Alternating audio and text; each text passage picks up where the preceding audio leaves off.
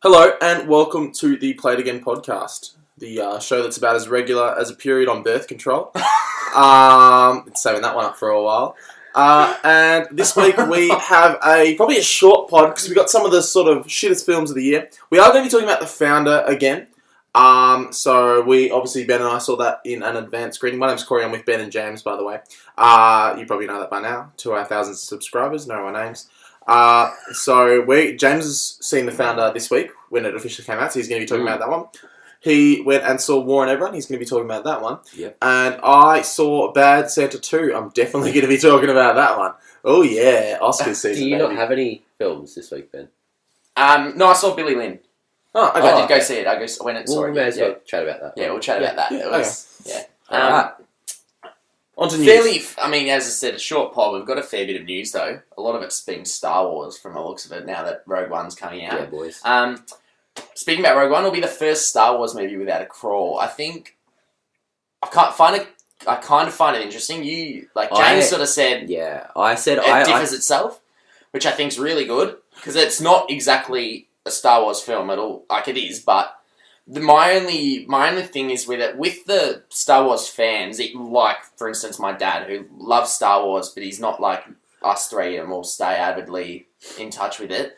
That opening crawl basically sets up where it is, what really time, important. and it is really informative. Like even with the Force But I Awakens think- one, it informed. But we need to look at that as essentially it's quite a lazy form of narrative. It's just a big info dump. It's very lazy storytelling, and I get it. It's part of the Star Wars kind of experience, I It'll be guess, but interesting. it's very lazy. But it's And we've meant to seen- be that sort of serial early. Just George Lucas got that originally from he used to watch like Flash Gordon and those sort of serials, and that was how it worked. Is it just set you up, and then you don't need to see the first ones before it because it just sets you up with exactly what's going on, and you can just jump straight into it. Yeah, I mean, but I think as well as this, I mean, people know it's set before A New Hope. I mean, hopefully, if you don't, why the fuck are you seeing it?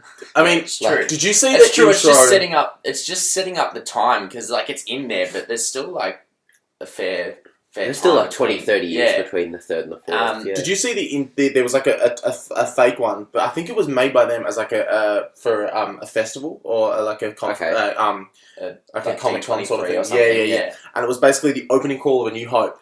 And then it goes down to the point where rebels have stolen the plans from the Death Star, and then it stops on that, and then it like shakes, and then like the war sounds, and like you know, like the voices come up, like and then it like freezes on that, and then like the screen flashes in and out, and then the like it goes Battlefield black, 1 bayonet thing. and it was fucking awesome. Oh, No, I did say that. I mean, personally, I'm not complaining. I just think it's like well, we know what's going on. Yeah. It's more the people, but who gives a fuck about like people? Fuck about the general audience. I really don't care. Yeah, no, fair enough. Well, continuing with Star Wars, Han Solo, Kathleen Kennedy came out and said it'll be like a Western. Kathleen. Yeah, Kathleen Kennedy. Kathleen. Is it Kathleen? Kathleen. It's Kathleen. And you were like Kathleen. Kathleen. Okay, I did say. I thought I said Kath. They basically said Han Ben's so Solo. Ben's like, Han Solo will be like a heist/Western movie, dope. Yeah. which would Like a be Coen, kinda cool. like a Coen. Can you imagine the Han Solo movie was directed by the Coen brothers? Fucking sick. Oh, But I love Christopher Lloyd. Christopher Lloyd from Back to the Future fame. Or Oh, yeah. Tim No, Lloyd. Tim Lloyd Christopher Miller. and Christopher Miller. Yeah. Okay. Did Lego Movie and 21 Jump Street, 21 Jump 22 Street, Jump all that. Street. Yeah. Yeah, I reckon that'll be good.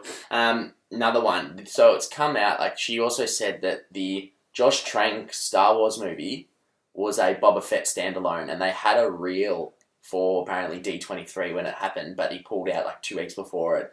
So now it's just... He didn't pull out. They forced him to leave. Let's not fuck around. Because Well, Fantastic Four was I a gather they forced him to leave, but that's what she said. Forced.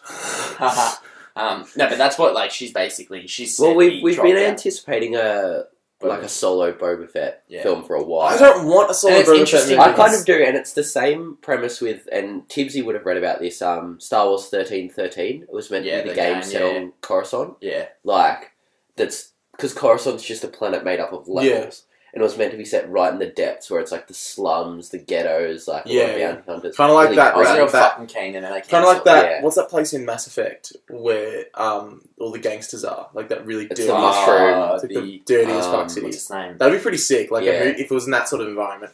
I can't think what it's called. Neither. I think it's interesting with these anthology movies because they've basically said, like, even with the finishing of 9, the rest of the Star Wars films could be anthologies. Yeah, apparently they were capping it off at 9. Well, they said that it'll be the end of the Skywalker legacy. Yeah. The end of 9, apparently. That's what's rumoured. But, yeah, apparently after the end of 9, it'll only be anthologies. Does that include introducing new characters at different timelines? Possibly, yeah. Yeah. But at the same time, I still want them to continue. It'd be awesome if they continue the main trilogy. Main trilogies 11, on 10, 11, 12, with these anthology films that tie in and make them so much better. It's it's not really, but it's like your Avengers films. You have all these solo films, which you could classify them as the anthologies, and then the Avengers films are the main ones. You could do that, and they all intertwine, and which would be really cool. Well, my hope is that the more they make, the more risky they'll get. Because I really want an Old Republic movie. I want a Clone Wars movie. Well, and they're the sort of movies that they're like, nah, let's play it safe. There's that petition for an Old Republic Netflix series, isn't there? Yeah, but I don't want a. I don't want a small. I want a big fuck, because the Old Republic is super big budget, giant battles, or the Sith look really cool in it all the time. Yeah, they always look great. I'd love a Darth Revan movie. Who's one of the expanded universe characters. I am much more keen for, because Ewan McGregor. We've talked about this so many times. We talk about it every single week. Ewan McGregor was in talks with Disney to do a. He came out when he was talking for T2 Transport. Yeah. He's if they contacted me, I'd be in. Yeah, that's basically what they said. He's they might have contacted me, they might have. He's I don't wish I'm at liberty to say. So he's adorable. He's a beautiful man. He is. No one dislikes Ewan McGregor. I'd be so keen for an Obi-Wan in between 3 and 4. I sort of imagine there's definitely a story there, bullshit that he would have fucking, because he would not have stayed at Tatooine the whole time. Yeah. When the world is going to shit, knowing his character from the prequels, he would have gone out and fucking done shit. So I have this idea of an Obi-Wan movie where he's on the run from Imperials, and and you slowly see his character break down, because at the start of 4 he's just kind of accepted it. Yeah, but also the idea of him being well, do I go out and risk my life to try and help with using my considering I can help make a difference, or do I stay low to protect myself? Yeah. That kind of internal conflict. Yeah, and it could be a really fucking good movie. Yeah. So I would definitely get around that. And Ewan McGregor is fucking good as Obi-Wan. As long as there's a moment where hello there. Not a happy landing. I'd get around that for sure. Peter Jackson's Mortal Engines is opening December 2018, along with Avatar 2. What's Mortal Engines? Mortal Engines is the steampunk film he's doing. It's basically the general plot is it focuses on a futuristic steampunk version of London, now a giant machine striving to survive on a world running out of resources. That'd be cool. Could be really cool. Steampunk films. More bloody leftist global warming propaganda, by the sounds of it. Not a big fan. Sorry, I've been watching a lot of Bolt this week. I reckon it could be cool. It's just when Peter Jackson's lost his touch with the Hobbit film. They had nothing special about him. Yeah. Could be interesting. I don't know. His CGI, apart from obviously your Hobbit, he always does fantastic in production design. It's the same team, all that production design. Your special effects and visual effects are some of the best with Wader. Could be interesting. Next bit. So David Yates has confirmed Lita Lestrange will have a role in the sequel, which is Zoe Kravitz. I sort of tied it in. Obviously, Zoe Kravitz is good. She's a good actor. She was great in Dope. And Mad Max as well. She was in as well. Fury Road. Yeah, she was, wasn't she? Yeah, she was one of the love childs or whatever. The girls, the five women. 5 girls. The women. Yeah, I don't know what they're called. They have some name. I reckon. Yeah. What is as that much story? As I think it's the thing is nobody knows, but obviously she's. But I gather it's a Lestrange. I gather she's Bellatrix's. Well, Lestrange is one of the original families, the original. I wouldn't take too much notice of the last name, because technically every single.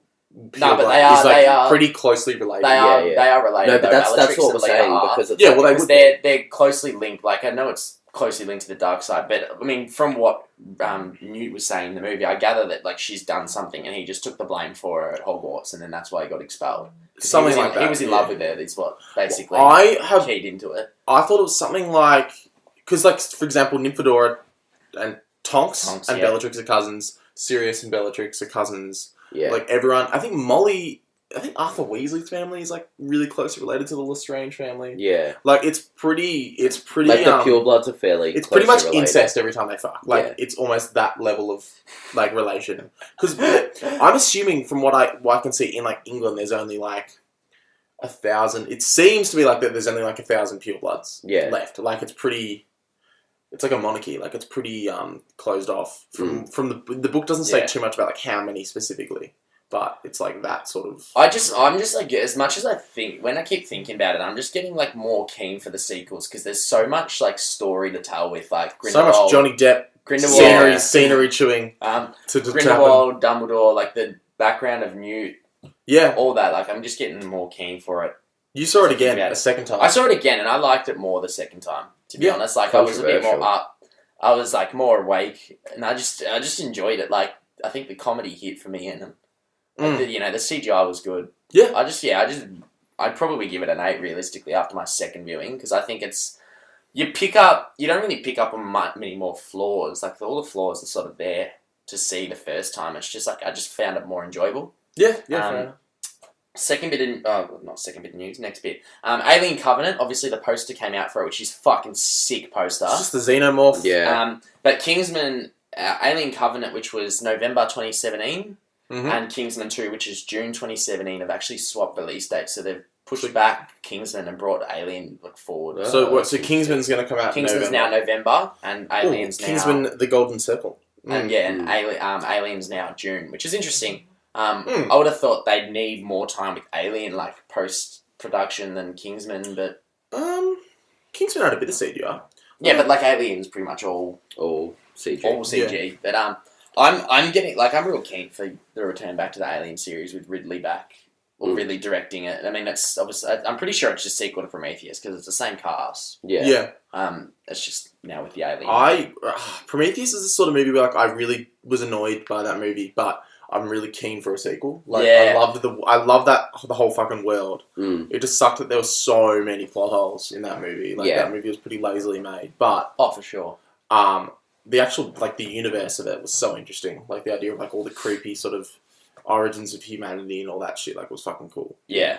And it was convincing. I'm more keen for Kingsman than Alien, I reckon, just because I fucking love the Kingsman like, first one. And the cast for the second one is just fucking awesome. Like Channing Tatum, Julianne Moore's in it. Channing Tatum hasn't done much lately, has he? What was he? Well, he's doing Magic Mike. He's not doing it, but he's like producing the Magic Mike live show in Vegas or something. So he's like pretty into that. He was in Hail Caesar, and that was like the last movie I saw. That was the last one, wasn't it? But that was a pretty well. small. He was in Hateful Eight. Both of them were pretty small. Both of them were pretty small. Yeah, I'm pretty sure. Yeah, because I know he's been like on all the talk TV shows about Magic Mike Live, doing like producing it and promoting it. So I don't know. He's not in it, I gather, but he's like promoting it. Yeah, he's like the communist. So John Wick director. Obviously, there's actually 2 of them. So one of them's doing your Deadpool reboot. Forgot his name, but the other one is doing a Highlander reboot. Highlander, was that the movie with Sean Connery? I think so. Yeah, it's like your old. It was fucking like apparently great back in the day. It was your sort of not World War, but like your olden times, like medieval film, and like everyone fucking loved it, but it just hasn't aged well at all. There's been so many reboots and sequels that just haven't hit. It's an immortal Scottish swordsman must confront the last of his immortal opponent, a murderously brutal barbarian who lusts for the fabled prize. It is Sean Connery. Okay. Interesting. Christopher Lambert. But do you think that'll be like a Conan the Barbarian reboot? That just probably. Well, it's one of the John Wick directors, so I'd imagine the action would be pretty top of the. I don't know how he'd do with medieval. Yeah, at the same time, because it's a whole different craft to. I don't know. Maybe it's like just a lot of arrows. Yeah, a lot of arrows. Yeah, that's a fair point. Last bit of news: Angela Bassett has been added to the Black Panther cast, who will play his mother. Who's that? Yeah, Angela Bassett. She's one of the more popular. She's won so many Academy Award, I believe. But who is she, Ben? What? Really? That's you would what have seen. I mean, you haven't really done your research. You have to go on IMDb. Yeah, wow. Oh, she was in London Has Fallen. Yeah. Oh, baby. Yep. Her. Oh, was she the Secretary of State or something in London Has Fallen? Yeah. Probably. She was. Yeah, Lynn and she was in. Lynn from London Has Fallen, the great character that was Lynn. She was in. She was the secret. She was the what a compelling character she was the director of Secret Service, and she played Dr. Waller in the Green Lantern film. Again, another amazing character in a fantastic film. What a great film. Yeah.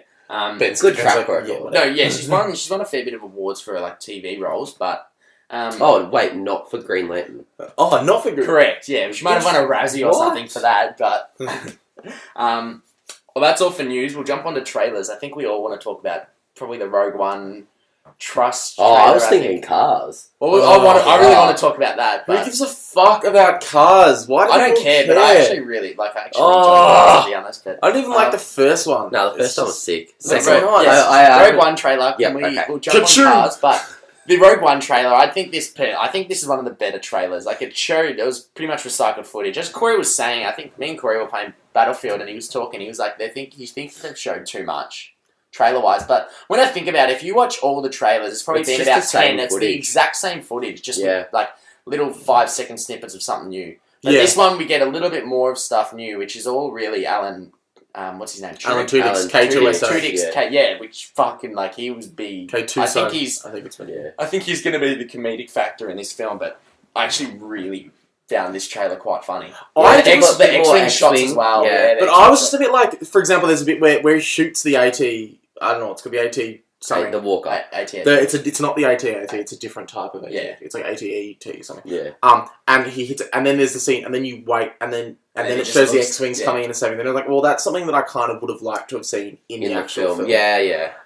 So that was a bit like, the bit where he shoots it with the rocket, and then the AT just looks at him. Its face starts coming back. And they was like, oh, fuck! That was actually pretty fucking good. I love the fucking moment where K2SO gets the grenade and just throws it over his back. It looks so fun. Like, it is the best fucking shot. Like, it's just... Yeah. Imperials are approaching. That was fucking awesome. Yeah, I'm getting keen for this film. Obviously, the tickets went on sale today, and I think we've all copped our tickets. I'm quickly going to touch on this. This isn't really a movie review, but I'm just a lot keener for this film now that I've actually read Star Wars... A Rogue One Catalyst, which is the book that I'm lending to Corey. It's a prequel book to Rogue One movie. So it actually goes in... Reason I'm a lot more keen for it is it goes into a lot more backstory about Krennic, Galen, and his wife. I think it's Lyra or Lina. Galen. Galen. Yeah. It's basically goes into how he assisted with the creation. Like, it goes into a lot more backstory about kyber crystals as well. And it just you just get so excited to seeing Krennic on screen because he's such a good character in the book. Yeah. And you can just see this. And that's Mad's character, right? Director Krennic is Ben Mendelsohn. Mads is Galen, Jin's father. Yeah. So it's set basically when Jin is just born. For about a couple of years or so. So she's only I think she'd probably be about 3 to 4. So does it lead up to that part in the trailer? I think it does because it ends on a thing, and then I gather that's sort of right up, not right after, but near. But it just adds so much backstory, and I recommend everyone. It's not essential in any means, but I just think it adds to. It's just got me a lot more keen to see the characters. I think that's something as well that I don't really like necessarily, because there'll be a lot of people who don't read this and go into the film and don't appreciate a lot of it. Yeah, but you know what I mean. You'll still be able to enjoy it. You'll still be able to enjoy. I reckon just from where the Krennic and stuff. It's not an essential read at all, because I gather Galen's not in the movie much. Yeah. Because from the trailer he gets taken away from Krennic, but it's just more about the whole backstory to how Galen was basically introduced. Well, not introduced, to but the crystals or to the. Well, because it's basically the whole plot of the story is basically Galen and Krennic. Galen. Krennic's a real fucking smart guy. He's basically him and Galen went to a scientific research university sort of thing together, and they knew each other and they were friends back then. And then Galen and his wife were captured by this team of bandits, and then Krennic is like, fuck, we could use Galen, let's rescue him and he'll have to repay us, basically. And then he's Galen thought it was good to, he knew he was working for the Empire, but he knew it wasn't, he didn't think it was for weapons or anything. So it's just sort of that whole backstory about that. But yeah, it's not going to add... Like, if you don't read it, you're not really necessarily going to miss out on anything. I just think it adds... Yeah. Like, knowing that about the characters, it just makes it better. It's interesting as well, I think, now that I think about it, that you have a New Hope set only, say, 30 years after Revenge of the Sith. When there's, like, a political and kind of cultural revolution like that in the real world, 30 years isn't a long time. Like, there's still a lot of rebelling. Whereas in A New Hope, everyone seems to have forgotten. Like, they know the Empire's bad, but the Jedi and all that stuff are kind of relics of the past, you know? Mm. Well, that's what... Like, they touch on that in the book, interestingly enough, as well. Like, so it's interesting how quick everyone just forgets. Yeah, because they're like, Jedis don't exist pretty much in the book. They're like, they don't. And they're like, that's why they're like, you just learn a heap about kyber crystals, and, you know, they have... Like, the Empire have so much kyber crystals in the book, and they're fucking, like, huge ones, apparently, like, is what they're saying, and they're, like, they could only be taken from Jedi's lightsabers, realistically, so they've, like, just... I thought you could mine for kyber crystals. You can mine, but that's what they're saying, they're so big that the only way they could have got them is fucking, like, just mass killings of Jedis. Which they did. Which they did, so... I think, I mean, it's not necessarily, like, you know, a necessity to read it, I just think if everyone who reads it, I think, probably might enjoy the movie a little bit more, just because it adds to that. Well, we'll jump on to the next trailer, Cars 3. So, I just want to get in real quick. Cars 1, great film. I really like Cars 1. Cars 2, Cars 2 I hadn't seen it. Hadn't seen it. I only watched it like a couple of days ago. It really seems as though they made it in 2 days. Like, the script is awful. Oh, yeah, it's like a 007. It's so bad. Like, so bad. Yeah. I think everything they about Vader Cars 2 is so bad. Michael Caine's in it, though. Yeah, I know, that's all. Like, it's got a good cast, but it's awful. Yeah, Cars 1 I really liked. I actually really like Cars 1. So, and then, like... But this trailer's fucking brutal. Yeah, like, totally, like, Cars 2 is a completely... It's going on a like, very camp, like, yeah. kind of, like... Yeah. Not much this is going racing. completely This different is, tone. yeah. Like, in the... Can we just talk? The fucking graphics in, like, the... actual fucking look of this film film by Unreal Engine 4, isn't it? Yeah. It looks so realistic. When I was watching the trailer on Facebook and it didn't say what film it was. And they were all driving. I'm like, what the fuck is this? And then all of a sudden you just see the lightning sticker. I'm like, what the fuck? Like, it looked nothing like... Yeah. It genuinely looks incredibly real, that bit where... Before it showed the car, like when it's showing the sky and they go in between the car. But fuck, this looks like actually like a grim movie. Yeah. I'm real keen for it, to be honest. Like, could not care. Could not give less But doesn't he crash at the start of 1 as well? And it's like, this time, everything will change. But, like, why? He's already done this. He didn't really crash. He just lost his tyre. His tyres, they exploded, blew, didn't they? And then he just sort of went into the grass. I care about this like I care about who was president. The thing is, knowing Pixar now, though, not the Pixar that they made the Cars 2 sequel for, but knowing Pixar now, they wouldn't make this sequel unless they had a story for it, really. Yeah. It's just weird that this is coming out before Incredibles 2 and... Just a shit... Well, Incredibles 2 won't be as good anymore because there's so many fucking superhero movies that it can't really be that interesting. No offense, but like I don't see any way that it could be that as good as the first. Pixar. Yeah, but I don't see how it could be as good as the first. Yeah, but people said that about Toy Story 2 and 3. No, but there wasn't a whole extended universe of Toy Story movies to compete with. He's got a point. Whereas we've seen so many superheroes, it's hard to do anything new or innovative or agile these days. So anyway, yeah, fair enough. Silence trailer. Silence trailer. Martin Scorsese. I've never been more keen for a Martin Scorsese film. Kind of like Martin Scorsese. The trailer didn't look that good, did it? No, Thank you. I thought this. I fucking just. What was good about it though? What was good? Everything, like the performances, you can tell they look good. It didn't really give much. No, Andrew Garfield doesn't look that good. It didn't really give much. much. Neither does Kylo. Adam Driver. Adam Driver's always good. He's always like.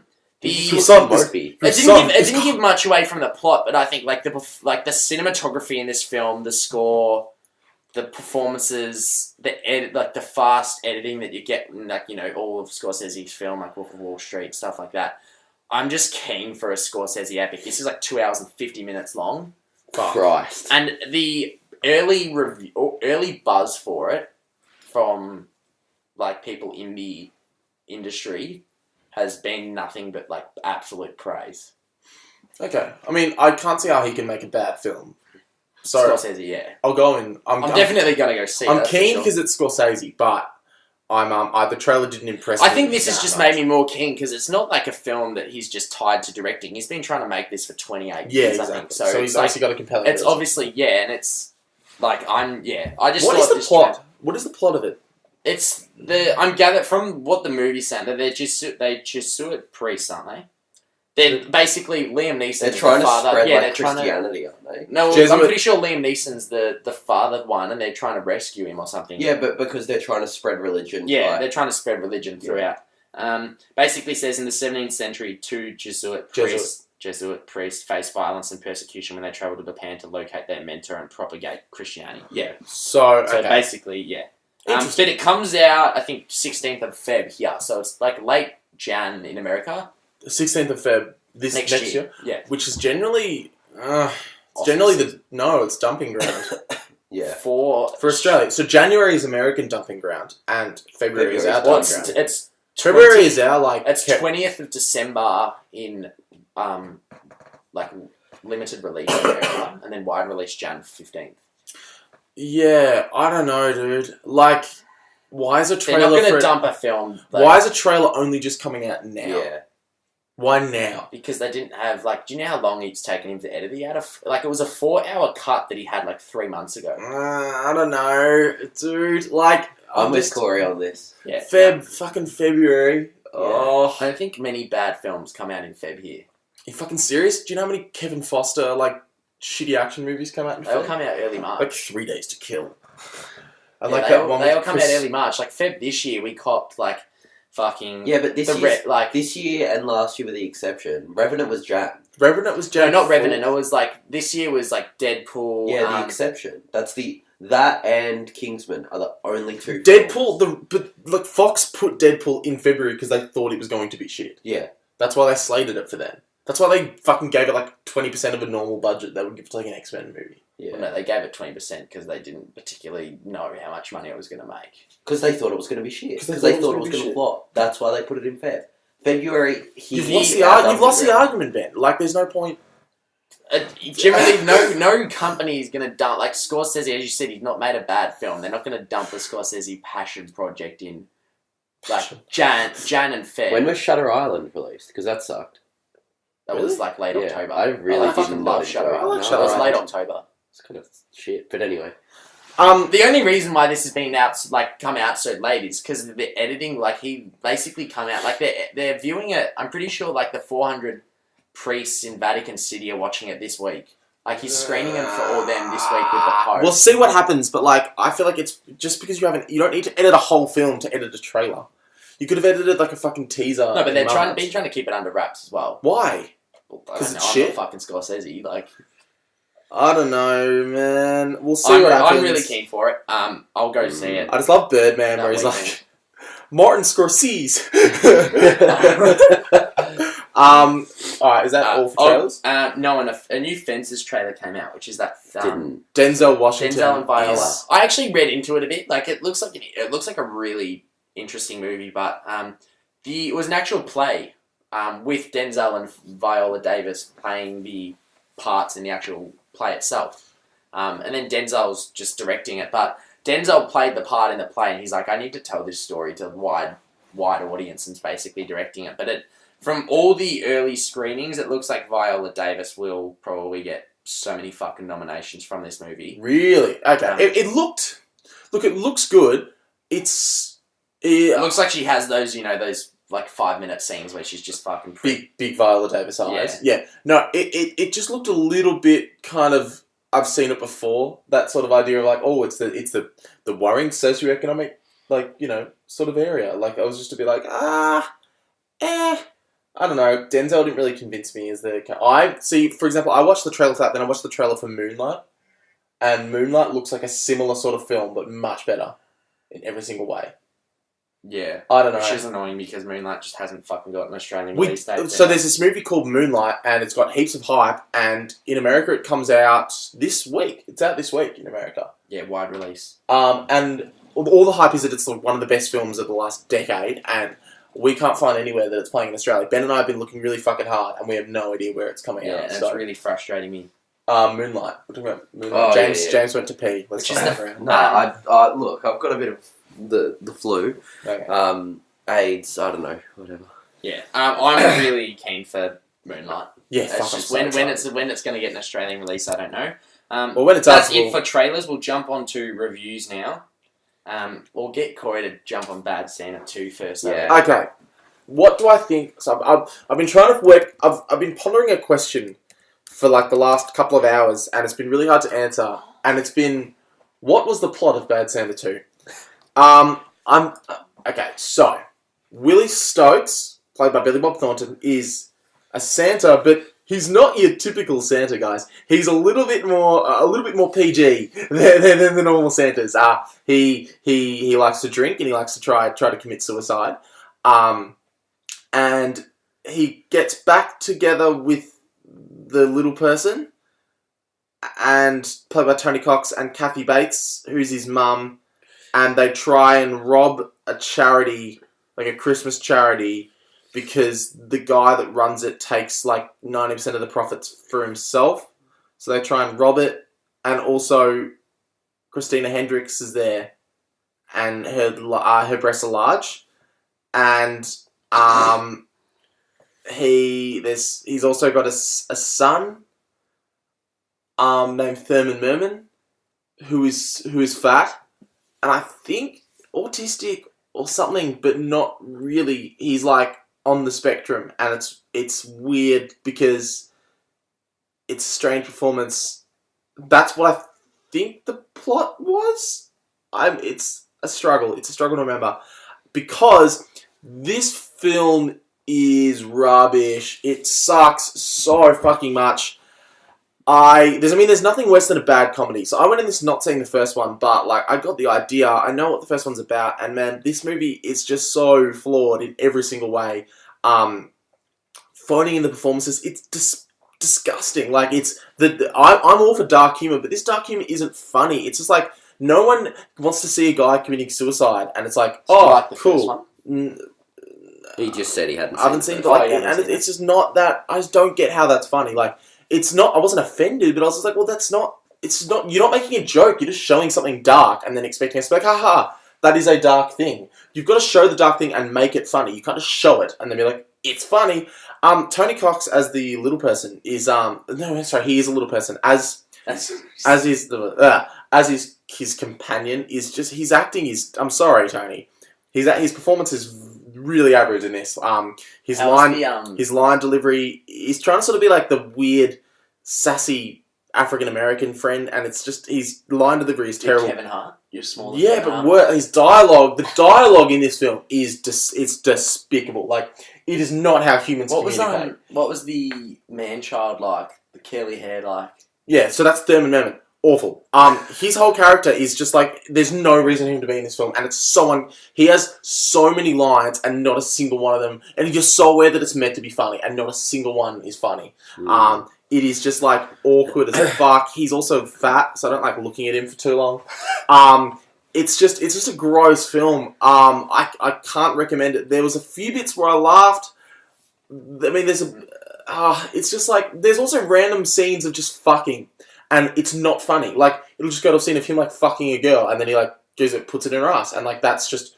It's just like porn. See, I like, there's nothing... didn't see this film, because I didn't want to contract, like, AIDS. There's just, like, nothing funny about it. You're just watching a girl get fucked in the ass. And it's like, well, I don't get what's funny about that. Like, I mean, yeah, sure, it's attractive, but, like...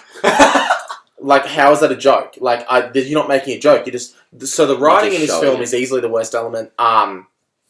You can't just put you can't just put like happy Christmas songs over like dark footage. You're like, do you get the joke? Do you get it though? Because it's the contrast between what you think Christmas is. Like, it's just, I don't know how this film got such a good fucking release. Yeah. Like, it's not worth seeing. It's gonna make no money. No one's seeing it. It's a different writing team to the first one. It's a really despicable film. I'd give it like a 3 out of 10. Go lower. That's not low enough. From your review, that's definitely like a 1.5. I'll go 1.5. Yeah. I'll go 1.5. You literally dropped it by half your review just because JJ. No, this is criticism. There was your positives. criticism. There was no positive. The only positive was I laughed a few times. There's a few funny jokes. So every laugh you gave it half, like Pretty much. 0.5. Like, yeah, like basically. I mean, there's the bit at the start where he's driving in his car in slow motion, and then he just hits a fucking valet stand. Right. It's filmed well. It's pretty funny. But apart from that... So it's no like Taken where he jumps over a fence and there's 14 cuts. No. What the fuck is that? Taken 3, he jumps over a fence and there's 14 cuts of Liam Neeson jumping over the fence. Jesus Christ. Have you not seen it? I'm going to show you the gif later. But yeah, no, it's just horrendously unfunny and not written well. Don't see it. Fair enough. Yeah, that's fair enough. Alright, well, we'll jump on to... Wow, The JJ, Founder, because I he's think. got, 2 movies. So we've already reviewed this, so you probably just want to go through it pretty quickly. Yeah. So I'll start with The Founder. I saw it last night.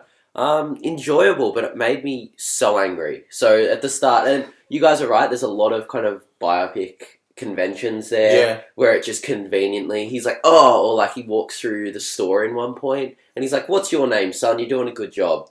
And he tells him his name and that person ends up becoming the CEO of McDonald's. You know, it tells you in the end credits thing. Which definitely did not happen. I'm sorry. Yeah, like surely not. Like not at all. You know, and he was the CEO of McDonald's that ended up spreading it to 100 countries. Like he was the one that franchised it worldwide. Shit like that. Like it was corny. And there was slow pans of like when he first eats a McDonald's burger, he looks over at the family like eating like these white bun, like the white fluffy bun cheeseburgers that we all know. Yeah. They're not actually cheeseburgers, they're hamburgers. There's no cheese in them. No one gets McDonald's hamburgers. They're fucking shit. Yeah, they're not. Like, no one gets hamburgers because they suck. And I don't know, at the start I was really enjoying it. I was really enjoying him as a character. I was seeing it. I was like, he's really like, but I knew what was going to happen. Like just from the trailer, he's such a bastard. And when it happens, my heart just sank. Yeah. I just hated. What the fuck are you doing, man? He's trying to show me. Yeah, you keep talking. He's trying to show me the Taken thing. So, like, yeah, it's just you kind of you lose all faith. Really, Sorry, that's okay. Especially when you find out what happens to the two brothers. Yeah, definitely, and like because what you guys a- already said it last week. So when he's in the meeting with them and gives them the handshake, I just wanted to die a little. Yeah. And it was so annoying because first he tries to franchise these out to his rich friends who are all like mid-40s, retired already, and they just fuck McDonald's. And he's like, no, McDonald's needs to be this. Like, exactly what you guys were saying, like quality control. And then he's like, oh, you know, this sucks. Like, I've got to take the franchises away from them. And then he meets another guy, like a humble kind of door-to-door salesman that comes into his office trying to sell Bibles. And, you know, light bulb moment, he goes and talks to him and says, like, what's your name? And he's just like, whatever Jewish last name. Yeah. And he's like, what are you doing peddling Catholic Bibles? And he's like, whatever I need to do to make a buck. And then Birdman goes, excellent, cool, idea. So he gets like humble kind of door-to-door, like working class people to be the franchisees. And it's a really heartwarming moment because he sees a little bit of himself in these people. And all these people are really dedicated. And then he just turns to the worst piece of shit you could imagine. And it's heartbreaking. It's so... And the guy played by, the guy that played the temp in The Office, BJ Novak, his character, he's also like a fucking dickhead. Yeah. So when he meets him, that's like the turning point. I reckon, is when like he's like so much money. Yeah, and he's like, here's why you're not making profit. Here's what you have to do. And like, you're not in the franchising business. You're in the Did you land laugh business sort of during thing. the scenes that Ben and I laughed at? Did you laugh at his face when people are signing the contracts? Yeah, How fucking funny I is- know exactly what you're talking about. That face, he kind of sits there with like a smug grin with like half his top teeth biting his bottom. Like, Yeah, it's the most like I mean, this mind-blowing. this is an audio medium, so you guys can't see me doing that. It's just got a But it's- massive overbite. Yeah, Just like, it's like, cheeky he's like grin he's like and, a fat his kid eyes when are like, wide. you see like a plate of chicken coming out or something. He's like that dog that's like Steven. The dog that has like its the one Yeah, like yeah. Steven. Tuna. Tuna, Yeah, I love tuna. I think that's what the dog's called. Oh, okay. Yeah, I don't know, and like I'm torn because it's a very well-made film. I mean, it's definitely like it was made for awards kind of thing. It's definitely an I don't think it Oscars-made will. film. Yeah, I don't think it will. I don't think it will because it's so commercialized. Because it's about what it is. You can tell as well, I think like- it'll get nominated, but it Yeah. won't come close to After winning. I saw it, I looked up the backstory, and there's just so much shit that happened. Like, he was so much more of a cunt in real life. Yeah. Looking up, like, there's an actual book. I can't remember what it was called, but I looked up and like just like general plot point sort of things to like get an idea of what it was actually like. But I'm guessing from this film, literally McDonald's are like, no, you can't put that in there. Yeah. You have to, like they literally Yeah. can like Well, quality that's what I was controlled that thinking as film. well. Yeah, you can tell they controlled that film to a point anyway, watching it. But then when I looked at the backstory, I'm like, no, they've literally basically said. But it's still a good film. Like, every true story generally has that to a point. Like, even the Freddie Mercury film, like, apparently Queen, when, like, Sacha Baron Cohen was going to make it, Queen literally said, have Queen, like, Freddie Mercury die halfway through and then the rest is about us. Yeah, which is... And it's like, no one would fucking want to see that. Like, yeah. What about the, do you think that, like, the plot of him with his, his wife was just there to show how much of a prick he was. Like, what that's about, it. Did you enjoy the scenes of the new wife? I don't know the actor's name, where he sees the blonde wife. Like singing and... No, because as soon as you saw it, you're like, God, it's exactly like Wolf of Wall Street. It's like, you're a normal person, and then you get rich, and then you turn into a massive cunt. Like, and as soon as he started doing well, he's like, I like that woman, and it's because they have that mindset that they get what they want. Well, younger, what's his name? Younger Will Arnett, skinnier Will Arnett. Yeah. I literally. Yeah.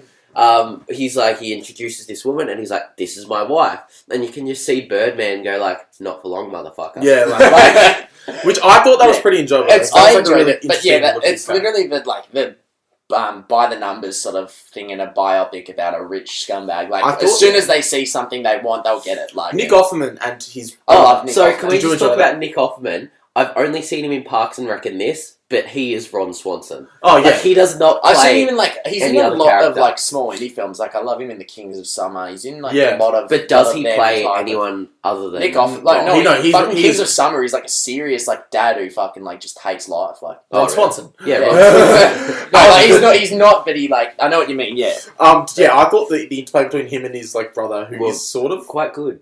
Yeah, really funny as well. Yeah. Like, when his brother's, like, trying to be like, his brother's obviously, like, really nice about it, and then Nick, the whole time, his character knows. At the end, he just fucking leaves us. He knows that they're fucked. He's like, there's a wolf in the hen house. We let him in. Yeah. It's just, but the scene where they're signing that contract, man. Was...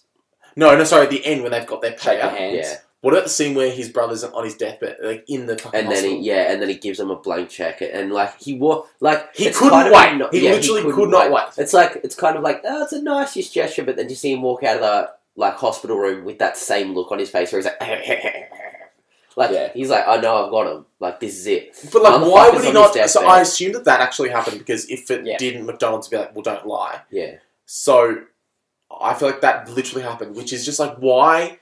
How much of a cunt do you have to be to not wait until he's out of hospital? Yeah.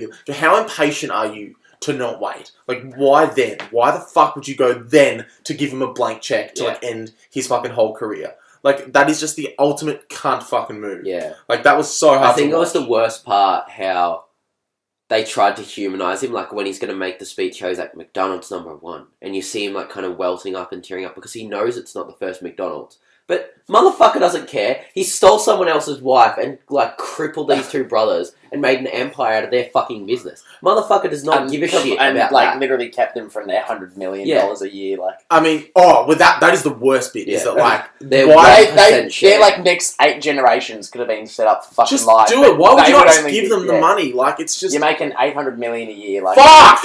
Why are you such a cunt? Yeah. What about the scene, Nick Offerman's reactions when he comes in with the blank check in the hospital are fucking priceless. He just doesn't say a single word. He's literally... just looking at him like, he's I will kill you. No, but he's almost like so... upset. Can't believe that he's almost so furious that he dared to come in then. Yeah. Like, that was when he chose to come in. That he's like, he literally can't even speak. He's just like, no fucking way. Like, this can't be real. Yeah. Like, you cannot be this much of a cunt. And it's fucking... would you recommend it? I would recommend it, yes. It's definitely... Do you reckon it's a one and done kind of film? Like, see it once? Yeah, see it once and then you're done. 7.5, I'd give it. Okay, so similar. I think me and Corey gave it an A. Yeah. We'll get on to War on Everyone. Yeah. So War on Everyone. It's kind of like this buddy cop film. I can't remember who it's directed by. Can you tell me the plot? What do you think the plot was? The plot is that Alexander Skarsgård and Michael Pena are like two corrupt cops. And they're just like kind of normal-ish cops, like detective kind of guys. But they get most of their money by extorting criminals. So they're like, okay, we've caught you. We're going to let it fly if you give us a cut. It's directed from the same guy who did Cavalry and In Bruges. Yes. So like a couple of they've like I fucking fairly enjoyed them two movies. But. So it's not a good film. It's just not. So basically, like, the two buddy cops come up against a villain who's like, not having any of that. Instead, I'm just going to kill you guys and take all the money for myself. So it's basically just, like, kind of gratuitous. Like, Okay. it's like, there's a lot of scenes where, similar to what you guys were just Bad Santa, it'll just be halfway through a scene and it'll cut to, like, Alexander Skarsgård, like, having sex with Tessa Thompson. And you're like, this has no relevance to the plot whatsoever. None at all. It was just very gratuitous. It was shot, and it just changed. Like, the editing would just, like, change very quick. And I didn't know if it was meant to be a homage to something. And, like, the aesthetic of it was really weird as well. So it was set modern day, but then all the villains, for no fucking reason, were dressed up like 80s villains, like in full red suits. Like, I'm talking red shoes, pants, like, jacket, shirt, fucking vest, tie. Is it actually modern day? From the trailer, it looks like it is set in a certain time. No, it's modern day. So there's iPhones and shit in it. Yeah, it's modern day. So that's really true. So that's in the trailer. I watched the trailer the other week because I'm like, oh, maybe I'll enjoy it. Nah. And the trailer looked like it was from the 80s, like a... Because it looks very like... it sounds like it's stylistically confused. Yeah, it is. So it's got Theo James, who was in... Insurgent. Divergent, Insurgent, Allegiant. In between as well. Yeah. How's he in it? Awful. He's the main villain. As well as that, it's got Caleb Landry Jones, who was... He looks like Donald Trump's son. He was Banshee He looks like in Trump. X-Men First Class, the screaming one, and that's how he flies. So he is the most annoying villain I've ever seen. He's just, like, jittery, and he's got, like, a British accent for no fucking reason. Like, his character's British, and he's just, like, he's kind of like the dude in Charlie's Angels who sniffs hair. Oh, God, what's the name? The dad in Back to the Future. Yeah. That guy is like, ah! Yeah. So, like, he's just annoying. The guy in Charlie's Angels. No, the guy in Charlie's Angels. Yeah, I know what you're talking about. Who gets the hand, he's like, ah! Is that Full Throttle or the first one?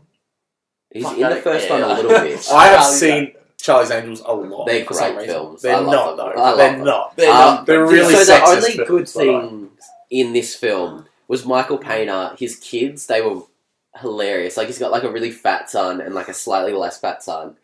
And he basically goes into this criminal's house and they're like, we're going to bust you. But I like that TV over there. If you give me that TV, we forget this happens. So then the next scene is him at home, where he's got like a new TV here, and then another TV under it where the boys are playing like Xbox, and like the kids are arguing and like slapping each other, and then he's just like, shut the fuck up! I fucking hate both of you. Like, and then like it's really good in this film. He is good in this. I really like him in a lot of things. And then there's another scene where someone rings him up and he picks up the phone and his kids are like in luchador like wrestler costumes, and they're like beating him up and he's like, time out. Picks up the phone, like talks to the person, and he's like, cool. And then he starts like beating the fuck out of his kids. Like, just like play fighting. It was like a really nice kind of bit of characterization there for him. Other than that, it's not very good. It's an hour and a half long, so thank Christ it was over very quickly. And there's a bit of a shootout at the end where it's just like a ridiculous action shootout where the two characters kind of just stand in the middle and just like shoot bullets. And it's like, don't move. And don't move. And it's like, how are you not getting shot? How's Alexander Skarsgård? Oh, he's shit. Really? Yeah. Shit. He's just there and he's like, I look good. The only film I've seen him in that was good was The Diary of a Teenage. Was that good, that film? Yeah. It was real fucking unnerving though. Like, it just made me feel uncomfortable. And there's actually a pretty funny bit where so their main informant's this black dude called Reggie, and they find out that he's moved to Iceland, and they fly into Iceland and they're like right in Reykjavik, like capital city, right in the town square, and they're like, how are we going to find him? Like, Iceland's a big place, and Alexander Skarsgård's like, there's not many black people over here, and they're just like, there he is, and like he's walking down the street, and it's like this moment where they see him and it's like whoosh, and it zooms up on their eyes, and then it's like this really corny like foot chase down the street. That's pretty funny. So there's like a few lighter moments. I did laugh a bit, but other than that, it's just kind of shitty. What would you give it? I'd probably go a 5.5. Okay. Yeah. So, Alright, so on to... Last film, I saw Billy Lynn's Halftime Walk Journey. Billy Lynn's long halftime walk. Yeah. Say the whole title, please. You're doing a disservice to Ang Lee. Billy Lynn's long halftime walk in 120 frames, 3D. I saw this film. as you say, it was filmed specifically in 3D, 4K resolution at 120 frames per second. How did you see it? I saw it in 2D. There wasn't any 3D. I think the only cinema nearby that shows 4K and 120 frames is Chadston. Okay. Which is not nearby to you. It's 30 plus minutes, but I saw it last night after my Christmas party for something to do. I saw it. It was only in 2D.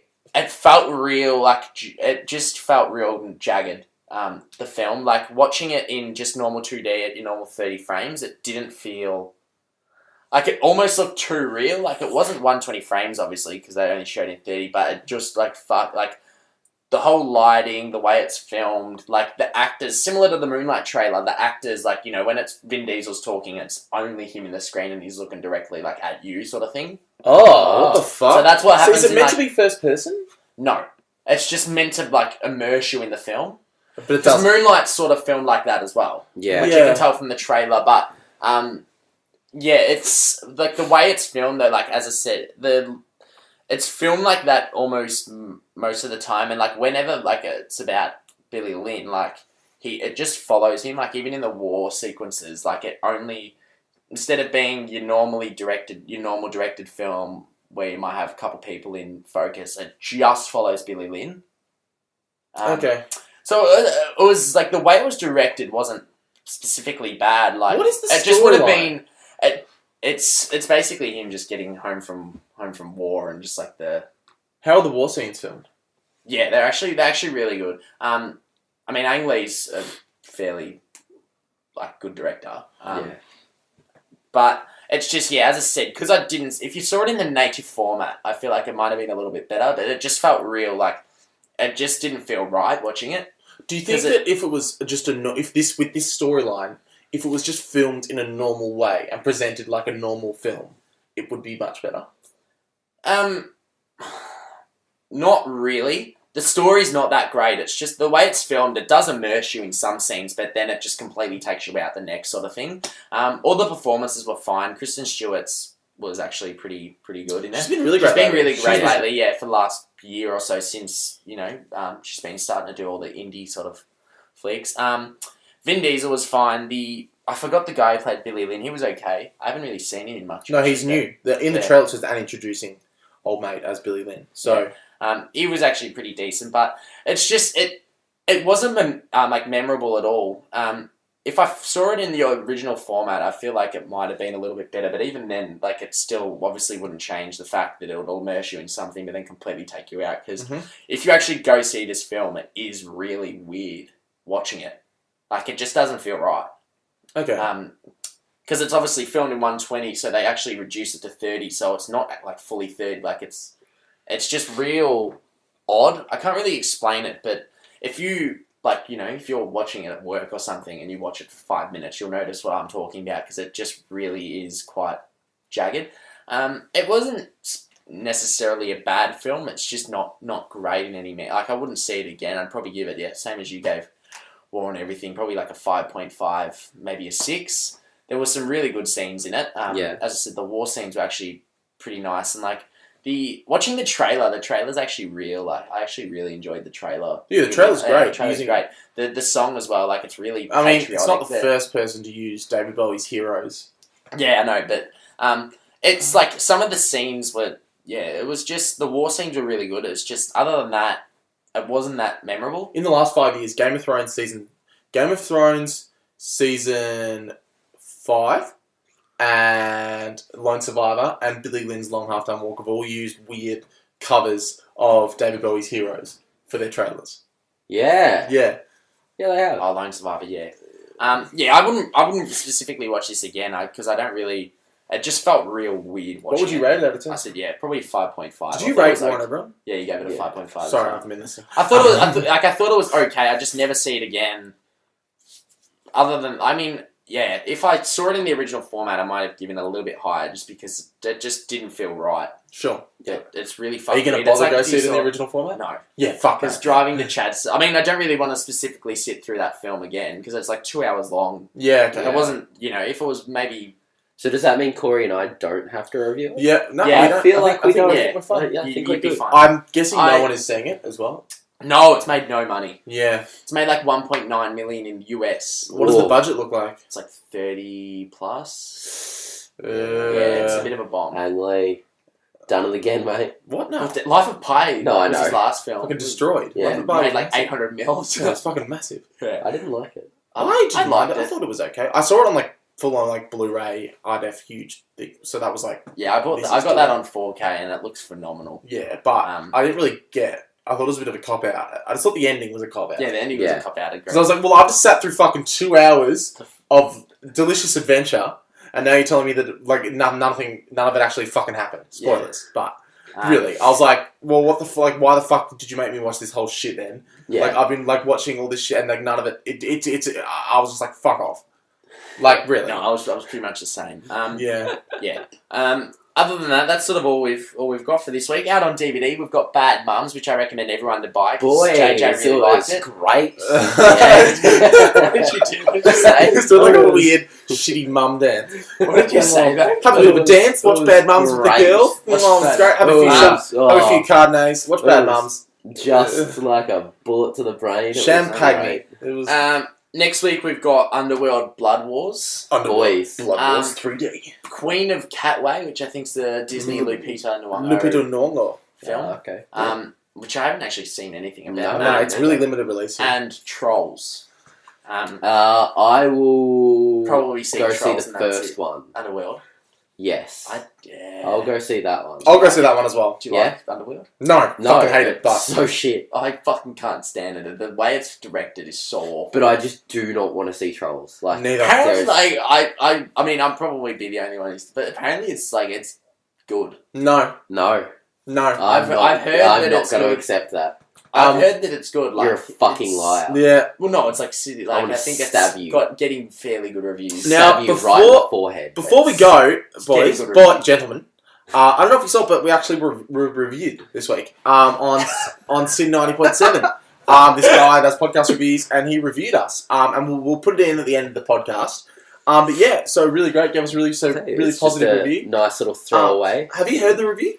I did listen to it briefly. Yeah, it was what quite did you think? good. Oh, it was very favourable. I thought. Yeah, it was I really didn't sounded- really like it, to be honest. I don't know. He Kind of took a couple of shots at me.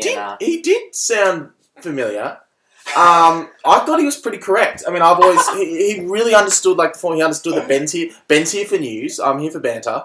And James is here to laugh. It's just, that's all I know. he very much understood the format. So yeah, definitely check out the reviews. Check out the review that we'll insert into Right at the end. right at the Snip it end of the podcast. Stay for that. And we'll see you next week. Spoilers, it's me doing the review. Bye. You're listening to In Joke on 90.7 Sin FM. My name is Corey. I'm with Smithers and Andre. And it's time for me to talk about another weekly podcast review.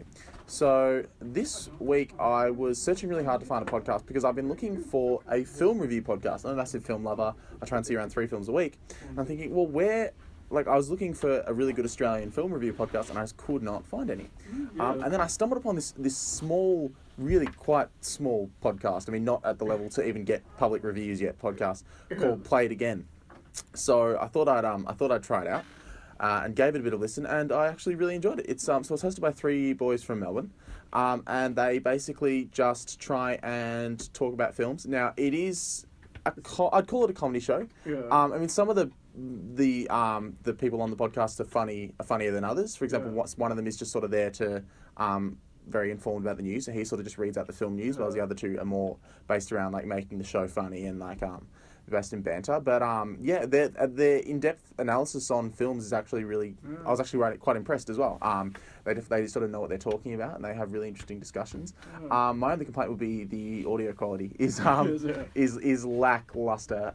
It's quite jarring at sometimes. Sometimes it sounds like one of them is at like 50 meters away from you, trying to like yell the podcast. Other times one of them will start laughing, and then like it'll just like blow out the speakers and like So yeah, like it's definitely worth checking out. So it's called Play It Again. It sounds quite a lot like worst idea of all time. The worst idea. Yeah, it's similar. It where it shines is when they go through the real crap pile movies, when they really hit like the awful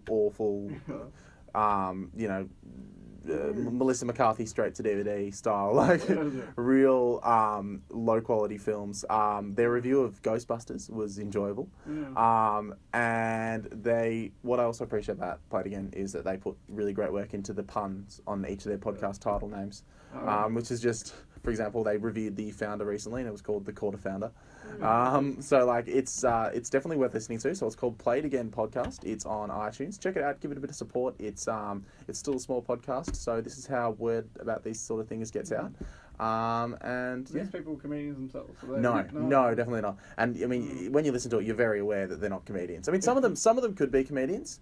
Some of them could be, but not. Some of them, like I said, are just there for just more factual information about films. But it still works really well. It's a good fun sort of podcast to listen to, especially if you love low quality audio. You'll absolutely love it. Even if you like a sort of medium quality audio. You're kind of sort of. I'd give it a. I'd say it's better than Independence Day Resurgence, but it's not. But it's not. No. But not as good as The Force Awakens. I put it in the more like mid-range sort of Suicide Squad factor. Better than Batman v Superman. Maybe hitting levels of Fantastic Beasts and Where to Find Them. That sort of level of quality. These are film references because it's a film podcast. Obscure. Yeah, it's just crazy. Not obscure. Obscure as in hundreds of millions of dollars productions. All right, well that will do for the podcast review. It's called Play It Again Podcast. Check it out. It's on iTunes and it's also hosted on thegiantspeech.com. And what's the next song we're going to, Andre? We're going to go to another Sweet 16 song. Sweet 16 is our flagship. I don't know how to say it. They're new music. They're not our only new music show.